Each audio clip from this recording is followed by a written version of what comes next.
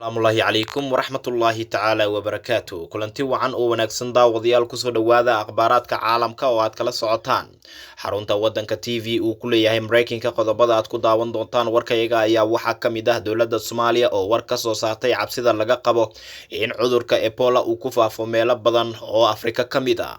Dowladda Kenya oo qorsheynaysa inay dacwad ka gudbiso dalalka Norway iyo UK oo ay ku eedeysay in ay garab siinayaan Soomaaliya ayna ka garab siinayaan dacwadda la xiriirta dhinaca badda.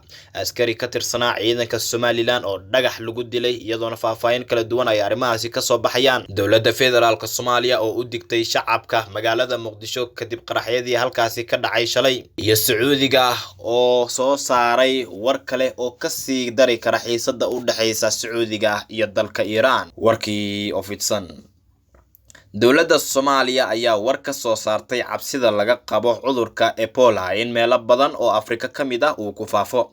Wasaaradda Caafimaadka iyo Daryeelka Bulshada Xukuumadda Soomaaliya ayaa war ka soo saartay xanuunka Ebola oo la sheegay inuu ka dilaacay dalka Uganda oo Soomaaliya ay ciidamo fara badan ka joogaan. Sarkaal ka tirsan wasaaradda caafimaadka dalka Uganda ayaa toddobaadkii tagay wakaaladda wararka AFP u sheegay in wiil yar oo 5 jir ahaa uu maanta u dhintay cudurka Ebola kaasi oo maalmo ka hor laga helay deegaano ka tirsan dalka Uganda. Kiiskaasi ayaa noqonaya kii ugu horeeyay ee dalkaasi lagu arko tan iyo markii dalalka deriska la qaarkood laga soo sheegay in cudurkaasi lagu arkay, gaar ahaan dalka Jamhuuriyadda Dimuqraadiga ah ee Congo kaasi oo dad fara badan galaaftay.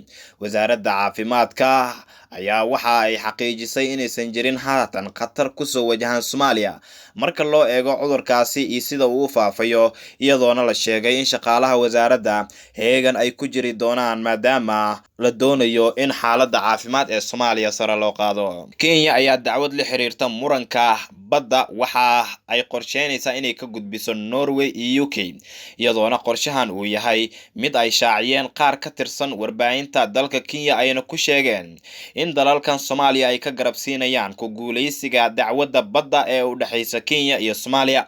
Dowladda Kenya ayaa sheegtay in muranka dhinaca badda ee kala dhaxeeya Soomaaliya ay horinayaan wadamada Norway iyo UK, sidaa darteedna ay gudbin doonto dacwad iyaga ka dhana, taasi oo ay sheegeen inay cadaalad ahaan u tahay iyagu. Sida uu qoray wargeyska Daily Nation, afhayeenka xukuumadda Kenya Cyrus Oguna ayaa sheegay in waxa ugu wanaagsan ee xal lagu gaari karo uu yahay wada hadal dhex mara labada dhinac ee is haysta. Beta Kagwanja oo ah khabiir Kenyaan isla markaana falanqeeya siyaasadda ayaa sheegay in Kenya dacwadeeda badda ay ahayd hal heer oo kaliya, halka Soomaaliya ay gudbisay dacwadan 10 heer oo tiiba ay ka kooban tahay 250 bog, iyada oo gacan ka helaysa dalalka reer galbeedka qaarkood.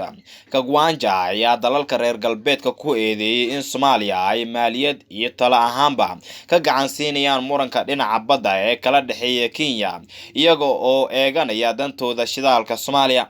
Sarkaal sare oo ka tirsan dowladda Kenya ayaa wargeyska Daily Nation waxa uu ka soo xigtay iyaga oo madaxweynaha Soomaaliya Maxamed Cabdullaahi Farmaajo iyo ra'iisul wasaare Xasan Cali Khayre ku eedeynaya inay xiriir la leeyihiin shirkado shidaal baaris oo ay leeyihiin Norway, Canada iyo Sweden, sidoo kalena ay taageero farsamo ka helayaan dalalkaasi qaarkood. Kenya ayaa soo jeedisay in muranka labada dal lagu xaliyo hab wada hadal ah, isla markaana maxkamadda dunida aysan ka gaari karin wax xal awaara ah oo labada dowladood ay ku wada noolaadaan. Faahfaahin dheeraad ah ayaa waxa ay ka soo baxaysaa askari ka tirsanaa ciidanka Somaliland oo dhagax lagu dilay deegaano ka tirsan Somaliland. Wararka naga soo gaaraya gobolka Togdheer ayaa waxa ay sheegayaan in hal askari oo ka tirsan ciidamada Somaliland uu ku naf waayay iska horimaad ku dhex maray deegaanka Fiqi Ayuub dad shacab ah iyo ciidamada amniga. Sida aan ku helayno wararka hordhaca, dad shacab ah oo gadoodsanaa ayay ciidamada amnigu isku dayeen inay kala dareeriyaan, taasi oo sababtay in shacabka ay tuuriyayaan ciidamada oo dhagaxaantaasina ay sababeen geerida hal askari. Marxuumka ayaa waxaa lagu magacaabi jiray Kayse Maxamed Cawaale, waxaana lagu dilay dhagax sida ay warbaahinta u xaqiijiyeen dadkii goobjooga ahaa. sidoo kale waxaa dhacdadaasi lagu dhaawacay 2 askari oo la socotay sarkaalkaasi la dilay iyadoona ciidamada ammaanka ay bilaabeen inay rasaas ku kala eriyaan dadkii halkaasi ku sugnaa. ilaa iyo haatan si dhab ah looma oga sababta ay shacabka ku gadoodeen, balse waxaa soo baxaya warar sheegaya in maalmihii ugu dambeeyay ay deegaankaasi ka socdeen dhaqdhaqaaqyo lagaga soo horjeedo Somaliland, taasi oo si weyn ay uga caroodeen ciidamadii halkaasi ku sugnaa isla markaana ay doonayeen in xaaladda ay dejiyaan. wararka qaar ayaa sheegaya in kooxo heebtooda aan la garan ay fuliyeen dilkaasi kadibna goobta ay isaga baxsadeen. ma jiro ilaa iyo haatan wax hadal ah oo ka soo baxay Somaliland oo ku aadan xiisadaasi iyo cidda sida rasmiga ah ugu lug leh. dowladda federaalka Soomaaliya ayaa waxa ay fariin u dirtay shacabka ku nool caasimadda Muqdisho kadib qaraxyadii mataanaha ahaa ee shalay ka dhacay caasimadda Muqdisho.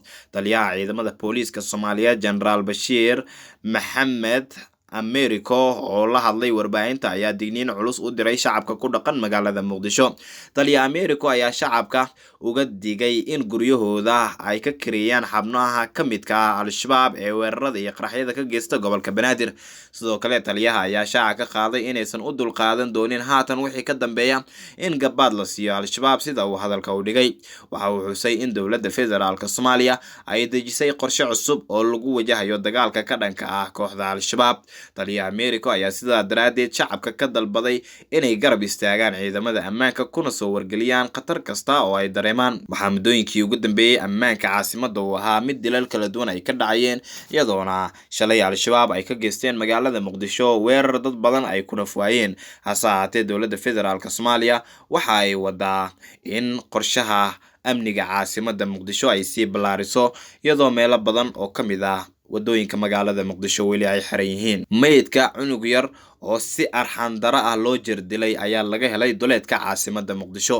wararka naga soo gaaraya magaalada Muqdisho ee caasimadda Soomaaliya ayaa sheegaya in saakay lagu arkay meydka cunug yar oo jirkiisa uu ka muuqdo jirdil, kaasi oo dadka deegaanka wax badan ay iska weydiinayeen. dadka deegaanka xaafadda Sarkuusta oo u dhow Ex Control Afgooye ayaa magaalada Muqdisho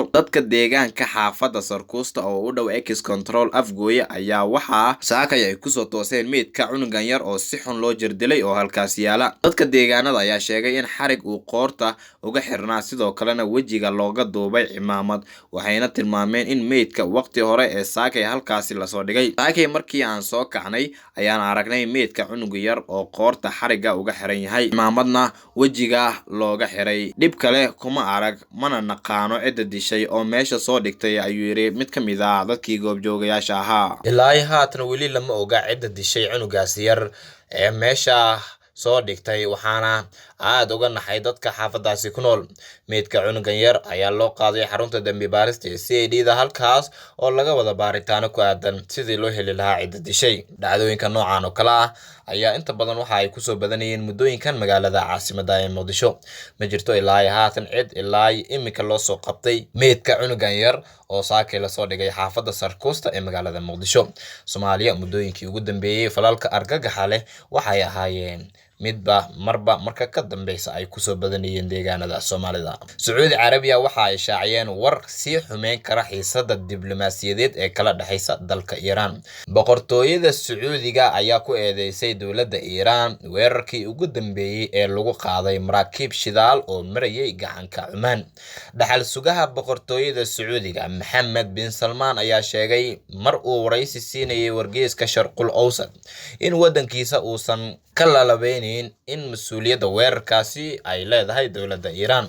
khamiistii ay ahayd markii la weeraray 2 markab oo ku sugnaa gacanka Cumaan, iyadoona weerarkaasi uu ku soo beegmay bil kadib markii la weeraray 4 markab oo ku sugnaa biyaha Imaaraadka Carabta. sidoo kale dowladda Mareykanka ayaa goor sii horeysay weerarkaasi ku eedeysay Iiraan, inkastoo Iiraan dhankeeda ay iska fogeysay gebi ahaanba eedeymaha loo soo jeediyay. Maxamed bin Salmaan, dhaxal sugaha boqortooyada Sacuudiga, ayaa sidoo kale sheegay in Iiraan ay ku fashilantay inay xushmeyso ra'iisul wasaaraha Japan oo Tehran u joogay wadaxaajood xilligii uu dhacayay weerarkaasi. Ciyaartana daawanaysa intaasna waxa inooga idil baahinteena warka caalamka oo aad kala socoteen xarunta wadanka TV uu ku leeyahay Mareykanka. Tan inteenu dib ugu kulmi doono warkan kan xiga waxaan idinka tageynaa sida iyo nabadgelyo nooli kulantay amaan Allah.